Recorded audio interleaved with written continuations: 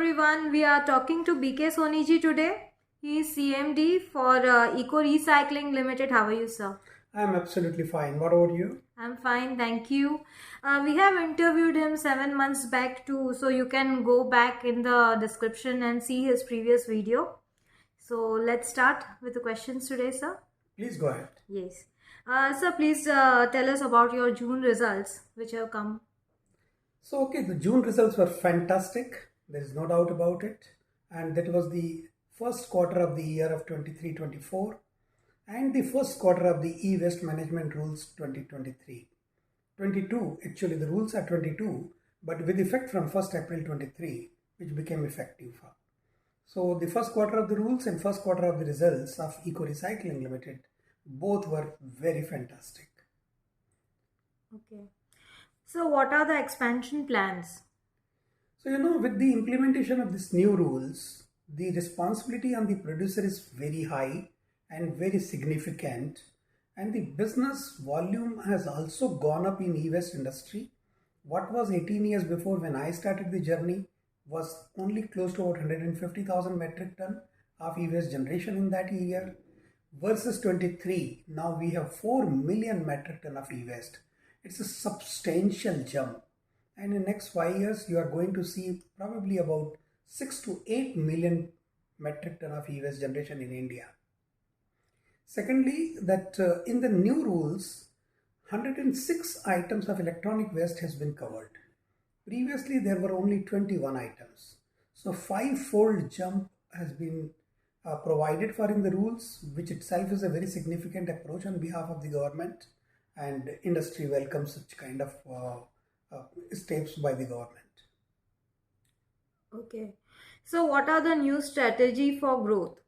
So what we are probably would like to stress upon on two things. One, to serve the multinational companies more effectively as per global standards, because it's very important at this point of time that the standards are made of the global level. Until unless those standards are not made, then we are just doing a formality of recycling versus we should do it in a way it is required to be done.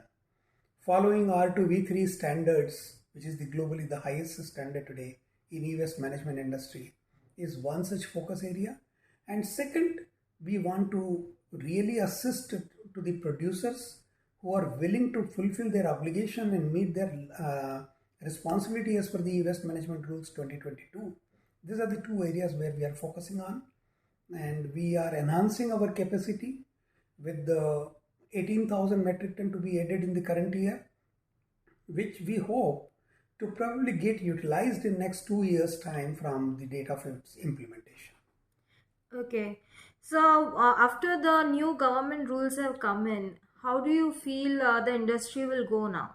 So industry has a very great prospects, and it's good for every recycler who are completely equipped with the technology and machineries which meets the standards expected by the e-waste management rules, as well as by the global players, multinational companies and the producers who look for, because they are all global players. They just don't compromise that it's a formality. It's not a formality for them.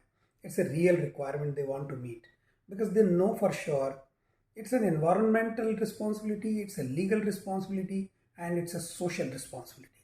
These three elements are very important, and until unless the recyclers are not equipped with this kind of three stages to achieve, then obviously the multinational companies and the producers will switch over to the better recyclers. EcoReco is positioned in a very nice way, and we are not volume hungry, we are certainly value hungry, and we provide best possible services for all the three elements to be achieved. Okay. So what message you would like to give to investors? So, there was a boom for the software industry in the 90 and 2000.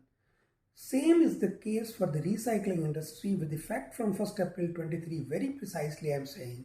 Although EcoReco had come into force in 2005, it was 18 years before. Probably I was too early in the market, but it has given us a lot of learning. But going forward, minimum 10 years are of recycling industry.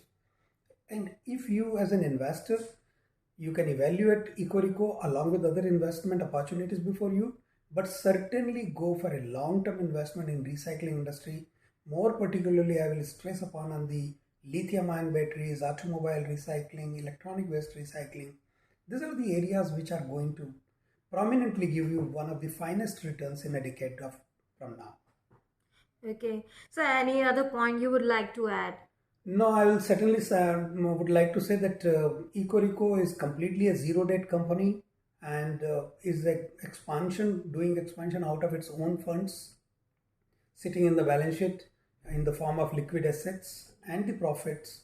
And we are very positive that the returns on investment will be fantastic for the company as well as for the investors. Thank you so much. Thank you, Soni ji, so much for giving your precious time.